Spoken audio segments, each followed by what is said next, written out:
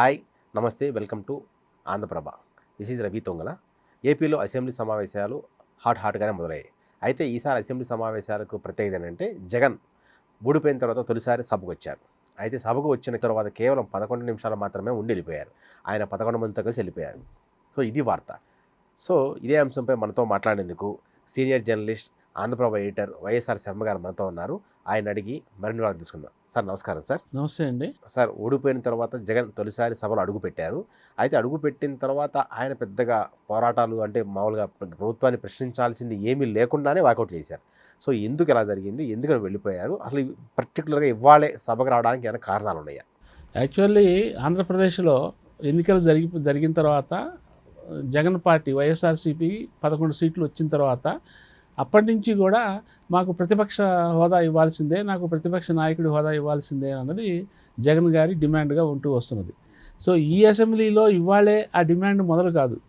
Results వచ్చిన దగ్గర నుంచి యాక్చువల్లీ రిజల్ట్స్ వచ్చిన తర్వాత కొత్త గవర్నమెంట్ ఫామ్ అవుతున్న టైంలో అసెంబ్లీ తొలి సమావేశాలు జరుగుతాయి.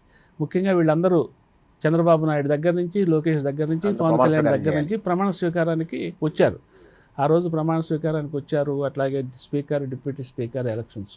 సో ఆ ప్రమాణ స్వీకారానికి వచ్చిన సందర్భంలోనే ఆయన ప్రతిపక్ష హోదా కోసం పట్టుబట్టిన సంగతి మనందరికీ తెలుసు.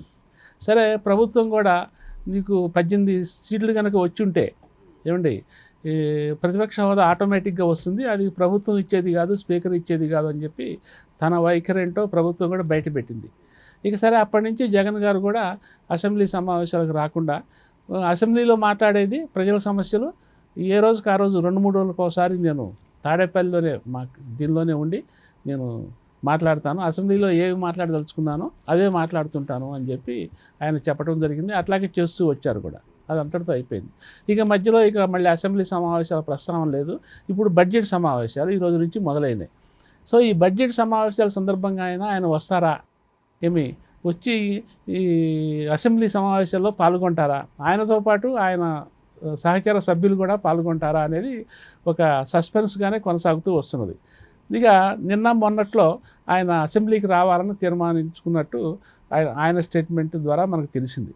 సో అంటే ఆయన మనసు మార్చుకున్నారా, ఇక్కడి నుంచి అసెంబ్లీకి వచ్చి తనతో పాటు తన సభ్యులు కూడా వచ్చి అసెంబ్లీ డిస్కషన్స్లో, చర్చలో పార్టిసిపేట్ చేసి ఈ ప్రజల సమస్యల మీద గళమెత్తుతారా అనేది కూడా ఒక చర్చ మొదలైంది. అయితే ఆ చర్చ ఎంతోసేపు నిలవల. ఇవాళ అసెంబ్లీ మొదలైన తర్వాత గవర్నర్ ప్రసంగంతో స్టార్ట్ అవుతుంది కాబట్టి బడ్జెట్ సమావేశాల్లో గవర్నర్ ఉభయ సభలను ఉద్దేశించి ప్రసంగిస్తారు. ఆయన మాట్లాడారు. మాట్లాడుతున్న టైము ఆయన స్టార్ట్ చేసిన దగ్గర నుంచి వీళ్ళు కూడా గొడవ స్టార్ట్ చేశారు. పొడియం దగ్గరికి వెళ్ళి నినాదాలు చేయటము అది చేశారు. అట్లా 10 నిమిషాలు అయిన తర్వాత ఇక జగన్ గారు వాళ్ళందరినీ విత్డ్రా చేసుకున్నారు. ఆయన కూడా వెళ్ళిపోయినారు. సో సభ నుంచి వైసీపీ ఎమ్మెల్యేలు వెళ్ళిపోయిన తర్వాత మళ్ళీ ఆయన తాడేపల్లిలో వాళ్ళతో మీటింగ్ పెట్టారు. ఆ అసెంబ్లీ గవర్నర్ ప్రసంగం తర్వాత అసెంబ్లీ రేపటికి వాయిదా పడిన తర్వాత బీఏసీ సమావేశం జరుగుతుంది. బిజినెస్ అడ్వైజరీ కమిటీ సమావేశం. అంటే అసెంబ్లీ ఎన్ని రోజులు జరపాలి, ఏమి సభా కార్యక్రమాలు, ఏ రోజు ఏ ప్రోగ్రామ్స్, మెయిన్ ఎజెండా ఏంటో డిసైడ్ చేస్తారు. అందులో అపోజిషన్ లీడర్ కూడా పార్టిసిపేట్ చేస్తారు. సో దానికి కూడా అటెండ్ కాలేదు ఎవరు వైసీపీ తరఫున. ఇక తాడేపల్లిలో మీట్ అయ్యి మనకి ప్రతిపక్ష హోదా ఇవ్వటలేదు కాబట్టి సో మనం అసెంబ్లీ సమావేశాలకు వెళ్ళనక్కర్లేదు, ఈ ప్రజల సమస్యలు మీదనే మనం పోరాడదాము, కాకపోతే అసెంబ్లీ లోపల పోరాడేది అసెంబ్లీ బయట పోరాడతాము అని చెప్పి ఆయన వైసీపీ ఎమ్మెల్యేలకు చెప్పటము, ఆ మేరకు డిసైడ్ చేయడం జరిగింది. అదే సందర్భంలో ఆయన కొన్ని ఇంట్రెస్టింగ్ కామెంట్స్ కూడా చేశారు. ఏంటంటే ప్రతిపక్ష నాయకుడి హోదా చంద్రబాబు నాయుడు గారు కావాలని ఇవ్వటం లేదు, నేను 30 ఏళ్ళు రాజకీయాల్లో ఉంటా, నాతో ఉండేవాళ్లే ఉంటారు, నా డెసిషన్ ఇవే అన్నట్టుగా ఆయన తన వైఖరిని, తన విధానాన్ని కూడా వైసీపీ పార్టీ సహచరులకు కూడా చెప్పినట్టు అయింది. ఒకటేమో ప్రభుత్వానికి తెలియజేశారు, మీరు ప్రతిపక్ష హోదా ఇస్తే తప్ప నేను రానని. అట్లాగే ప్రజలకి తెలియజేశారు, అసెంబ్లీలో పోరాడే బదులు నేను మీ సమస్యల మీద తాడేపల్లిలోనే ఉండి బయటే పోరాడతానని చెప్పి చేశారు. అదే సమయంలో నేను ఇవాళ రేపు పోయేవాడిని కాదు, రాజకీయాల నుంచి నిష్క్రమించేవాడిని కాదు, 30 ఏళ్ళు ఉంటాను, నేను నాతో ఉండేవాళ్లే ఉంటారు, నాతో పాటు ఉండేవాళ్ళు ఉండండి, పోయేవాళ్ళు పోండి అనే యాంగిల్లో కూడా ఆయన పార్టీ అభిమానులు అనండి, పార్టీ శ్రేణులు అనండి, కార్యకర్తలు, నాయకులకు కూడా ఒక స్పష్టమైన సందేశం ఇచ్చినట్టే ఉంది. సో మొత్తం మీద ఇక రేపటి నుంచి జరిగే సమావేశాలకి ఆయన వైసీపీ పాత్ర అందులో ఏమీ ఉండదని మనకు స్పష్టమవుతున్నది. అయితే ప్రతిపక్ష నాయకుడి హోదా ఇవ్వాలి అని చెప్పి బొత్స సత్యనారాయణ గారు కూడా కౌన్సిల్లో వైసీపీ నాయకుడు, సభానాయకుడు, ఆయన కూడా తర్వాత మీడియా పాయింట్ దగ్గర మాట్లాడారు. సో ఈ డిమాండ్ ఎందుకు వస్తున్నది అంటే ఇప్పుడు మళ్ళీ 6 నెలల తర్వాత మళ్ళీ అసెంబ్లీ వస్తుంది. యాక్చువల్లీ 6 నెలల వరకు అసెంబ్లీకి పోకపోతే, అసెంబ్లీ రిజిస్టర్లు సంతకాలు చేయకపోతే సభ్యత్వం రద్దు అవుతుంది అనేది ఒక నిబంధన ఉన్నప్పుడు, సో ప్రతి 6 నెలలకు ఒకసారి పోయి సంతకం చేయాల్సిందే, అసెంబ్లీలో పార్టిసిపేట్ చేయాల్సిందే. అంటే ఇప్పుడు కేవలం సంతకం పెట్టాలి ప్లస్ అంటే సంతకం పెడితేనే జీతభత్యాలు వాళ్ళకి రావాల్సిన అన్ని పెర్క్స్ అన్నీ వస్తాయి కాబట్టి అందుకే వచ్చారంటారా? అంటే వాళ్ళైతే అఫిషియల్గా అది చెప్పటం లేదు, కానీ మొత్తం మీద వచ్చారు కాబట్టి సంతకాలు పెట్టుంటారు. సో అటెండెన్స్ వేసుకున్నారు కాబట్టి మళ్ళీ సభా నిబంధనల ప్రకారం ఒక 6 నెలలు రాకపోయినా పర్వాలేదు ఏమి, అది వాళ్ళు అఫిషియల్గా ఏమి చెప్పింది కాదు. సో 6 నెలల తర్వాత కూడా మళ్ళీ ప్రతిపక్ష నాయకుడి హోదా అనేది లైవ్లీగానే ఉంటుంది అంతే. మళ్ళీ 6 నెలల తర్వాత మళ్ళీ ఈ సభకి రావాలా వద్దా, రాకపోతే ఏం చెప్పాలి, వస్తే ఏం చెప్పుకోవాలనేది మళ్ళీ ఆడ ముందు క్వశ్చన్ మార్కే ఉంటుంది. యాక్చువల్లీ ఈ ఇష్యూ అటు తెలంగాణలో కూడా ఉంది నిజానికి. అవును ఏమి, తెలంగాణలో కేసీఆర్ గారు రావట్లేదు, అటు ప్రభుత్వం ఏమో డిమాండ్ చేస్తున్నది. ఏం మాట్లాడినా యాక్చువల్లీ ఆయన ఈ సంవత్సరం నుంచి ఏమి మాట్లాడటం లేదనుకోండి, మీరు సభకు రండి అని రేవంత్ రెడ్డి గారు గట్టిగా డిమాండ్ చేస్తూనే ఉన్నారు, ఆయన అయితే రావటం లేదు. కాదు మొన్న last week Telangana party head ఆఫీస్లో మీటింగ్ పెట్టారు, ఆయనకు వచ్చారు, మాట్లాడారు. ఆ మాట్లాడిన సందర్భంగా ఏంటంటే తాను ఇక యాక్టివేట్ అవుతున్నట్టు ఒక మెసేజ్ అయితే ఇచ్చారు ఆయన, ఇక నుంచి రెగ్యులర్గా ఏమి. సో రేపు ఏప్రిల్ 29న టీఆర్ఎస్ ఆవిర్భావ 75 ఇయర్స్ ఇది ఉంది కాబట్టి ఈ సంవత్సరం మొత్తం ఆ ఫంక్షన్లు ఒక ప్లాన్ ప్రకారం పకడ్బందీగా ప్రజలకు దగ్గరయ్యేట్టుగా, ప్రజల్లో ఉండేట్టుగా చేయాలి అనేది దానికి ఒక కమిటీ వేశారు. ఆ బాధ్యత ఏమో హరీష్ రావు గారికి అప్పగిచ్చారు. ఈ కార్యాచరణ ప్రోగ్రాం చేసిన దాన్ని బట్టి ఏమవుతున్నదంటే కేసీఆర్ గారు కూడా జనంలోకి వస్తారు. ఇప్పటిదాకా మౌనంగా ఉన్న ఆయన ఇకమై గడమెత్తుతారు అనేది ఒక మెసేజ్ వచ్చింది జనంలోకి. సో మరి కార్యక్రమాల్లో ప్రతిపక్ష నాయకుడుగా పాల్గొంటున్న ఆయన మరి అసెంబ్లీ కూడా హాజరవుతారా అంటే మరి హాజరైతేనే ప్రజా కార్యక్రమాల్లో ప్రజా సమస్యల మీద ఆయన గడమెత్తుతున్నట్టు లెక్క. ఏమి, జగన్ గారి లాగా నేను అసెంబ్లీలో గడమెత్తాల్సినంత బయటే గడమెత్తుతున్నానన్నా అనొచ్చు. కాదు అంటే ఈయన భిన్నంగా అసెంబ్లీలకు కూడా రావచ్చు, వచ్చే అవకాశాలు కూడా ఉన్నాయి. ఇంతవరకు వాళ్ళు అఫిషియల్గా చెప్పలేదు కానివ్వండి, మరి అసెంబ్లీ సమావేశాలు కూడా వచ్చే అవకాశాలు ఉన్నాయి. సో ఆ మెసేజ్ అందిన తర్వాత ఆంధ్రాలో కూడా జగన్ గారు కూడా తన డిమాండ్ మీద రాజీ పడి అసెంబ్లీకి వస్తారేమో అనే ఒక చర్చ కూడా సాగింది. ఏమి, కానీ వాడు ఉన్నట్టుండి ఆయన చాలా స్పష్టంగా క్లారిటీ ఇచ్చేశారు. సభకు అయితే వచ్చారు కానీ ఇక రానని చెప్పేశారు. అంటే సభకు వచ్చింది కేవలం ఇంకా రానని చెప్పడం కోసం తయారైంది. ఎస్ ఏమి. సో ఈ నేపథ్యంలో ఏంటంటే ఓ పక్కన పవన్ కళ్యాణ్ గారు కూడా మీడియా పాయింట్ దగ్గర మాట్లాడుతూ ప్రభుత్వ వైఖరిని చాలా స్పష్టం చేశారు. ఏమని, నీకు ఈ 5 ఏళ్లలో ప్రతిపక్ష హోదా ఇచ్చేది లేదు అని చెప్పారు.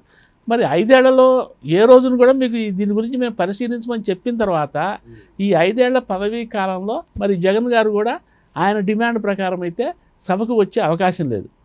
కానీ మరి 6 నెలల తర్వాత మరి ఏమవుతుంది, అప్పుడు ఏ డిమాండ్ తీసుకురావాలి, మరి ఈ డిమాండ్ వదిలేసి కొత్త డిమాండ్తో మళ్ళీ బాయ్కాట్ చేస్తారు ఆ సభని. ఇవన్నీ సస్పెన్స్ క్వశ్చన్స్. అవును ఏమి. సో ఈ సభకైతే, ఈ టర్మ్కి అయితే, ఈ బడ్జెట్ సమావేశాలకి వాళ్ళు రావటం లేదు. మొత్తానికి ఆ ప్రతిపక్ష హోదా అనేది రాదని తేలిన తర్వాత కూడా ఇక నెక్స్ట్ ఆయన అడుగు ఎలా ఉంటుంది అనేది బహుశా అసెంబ్లీ పరంగా చూస్తే 6 నెలల తర్వాత డిసైడ్ అయ్యే వ్యవహారం. సో దీనిపై ఇప్పుడు అధికార కూటమి ప్రభుత్వం కూడా ఒక విచిత్రమైన ఒక కీలకమైన వ్యాఖ్య చేసింది సార్. సో నిన్నగాక మొన్న మిర్చి యార్డ్లో ప్రజాక్షేత్రంలో పోరాడతానన్నారు. అసలు అసెంబ్లీకే వచ్చి పోరాడేందుకు ఇష్టం లేని వాళ్ళు ప్రజాక్షేత్రంలో ఏం పోరాడతారు, ఎందుకు ఈ మాటలు అని అంటున్నారు. అట్లాగే పవన్ కళ్యాణ్ కూడా వచ్చి ఒక ఇంట్రెస్టింగ్ కామెంట్ చేశారు. సో నీకు ప్రతిపక్ష హోదా కావాలంటే ఇండియాలో అయితే రాదు, జర్మనీ వెళ్ళిపో అన్నారు. సో జర్మనీలో అక్కడ ఎందుకు వస్తుంది, అసలు జర్మనీ అనే పదం పవన్ కళ్యాణ్ ఎందుకు వాడారంటారు? జర్మనీలో అక్కడ ఉన్న వాళ్ళ రాజ్యాంగం ప్రకారం ఓట్ల శాతాన్ని బట్టి ప్రతిపక్ష హోదా దక్కుతుంది. అంటే జగన్ గారికి ఇక్కడ 40% వచ్చింది కాబట్టి ఆయన ప్రతిపక్ష ఇవ్వాలి. సో మీరు అది మీ లెక్క ప్రకారం మీ డిమాండ్ తీరాలంటే ఇక్కడేమో సీట్ల పరంగా ఏమి మొత్తం సీట్లలో 10% మించి వస్తే తప్ప, కనీసం 10% ఉంటే తప్ప ప్రతిపక్ష హోదా రాదు. మరి ఇక్కడేమో మన ఇండియా రాజ్యాంగం ఏమో సీట్ల లెక్క చెప్తున్నది, జర్మనీ రాజ్యాంగం ఏమో ఓట్ల లెక్క చెప్తున్నది. కాబట్టి మీరు అక్కడికి వెడితే డెఫినెట్గా మీకు ప్రతిపక్ష హోదా కావాలని చిట్ట చివరిగా ఆయన వెడుతూ మైకు ముందు అయితే మీరు జర్మనీకి పోవాల్సిందే అంటూ వెళ్ళిపోయినాడు ఆయన. దాన్ని బట్టి ఏంటంటే గవర్నమెంట్ వర్షన్ కూడా చాలా స్పష్టంగా ఉంది, హోదా ఇచ్చేది లేదు అని. ఏమి ఇక ఈ నేపథ్యంలో ఏంటంటే తెలుగుదేశం శ్రేణులు కానివ్వండి, ఇతర పార్టీల వాళ్ళు కానివ్వండి, ఏంటంటే అసెంబ్లీకి ఒక ప్రతిపక్ష పార్టీ సభ్యులు హోదా ఉన్నా లేకున్నా అసెంబ్లీకి వస్తే వాళ్ళకి ఇంకా ఎక్కువ మైలేజీ వస్తుంది అని. ఎందుకంటే సభలో సరే వాళ్ళు మాట్లాడనిస్తారా లేదా అనేది పక్కన పెడితే, ఎందుకు పక్కన పెట్టమంటున్నాను అది కూడా చెప్తాను. పక్కన పెడితే వీళ్ళు మొత్తానికి వాళ్ళ గొంతు ఎత్తడానికి అవకాశం ఉంటుంది. మాకు మైక్ ఇవ్వండి, మేము పలానా అంశం మీద మేము మా అభిప్రాయం చెప్పాలి అని డిమాండ్ చేయడానికి అవకాశం ఉంటుంది. సో గవర్నమెంట్ ఒకవేళ మైక్ ఇవ్వలేదు అనుకోండి, మైక్ ఇవ్వలేదు, అది తప్పు వాళ్ళది అవుతుంది, ప్రజలకు తెలుస్తుంది అది కూడా. ఇప్పుడు ప్రజలు డెఫినెట్గా ఈ లైవ్ టెలికాస్ట్లు చాలా కీన్గా అబ్జర్వ్ చేస్తున్నారండి. ఎవరు ఏం చేస్తున్నారు, ఎవరి వైపు తప్పు ఉంటున్నది, ఎవరి వైపు ఒప్పు ఉంటున్నది, వాళ్ళు మౌనంగా ఒక అభిప్రాయానికి వస్తున్నారు.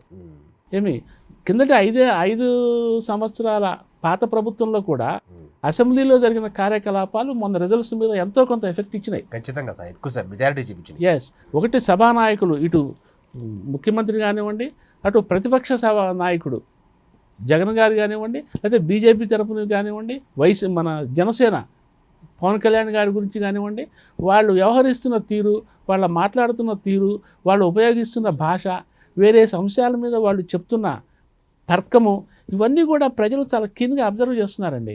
అబ్జర్వ్ చేయబట్టే మొదటి 5 ఏళ్ల అసెంబ్లీ 5 ఏళ్ల పాలన మీద దాని ఎఫెక్ట్ పడింది. అట్లాగే లోక్సభ రాజ్యసభలో కూడా ప్రతిపక్షం వాళ్ళు సభను స్తంభింపజేయటము, ఏమండి పోడియం దగ్గరికి వెళ్ళడము, కాగితాలు చించేసి స్పీకర్ మీదకి వదిలేయటము, ఇవన్నీ కూడా జనం చూస్తున్నారు. లేకపోతే ఇప్పుడు కాంగ్రెస్ కూటమి వాళ్ళు లాస్ట్ 5 years సభను సాగనివ్వాల. ఓకే, ప్రభుత్వము ఏకపక్షంగా వ్యవహరిస్తున్నది అంటే డెఫినెట్గా ఏకపక్షంగానే వ్యవహరిస్తున్నది, వాళ్ళిద్దరి మధ్య సయోధ్య అనేది ఏనాడు కనపడలా.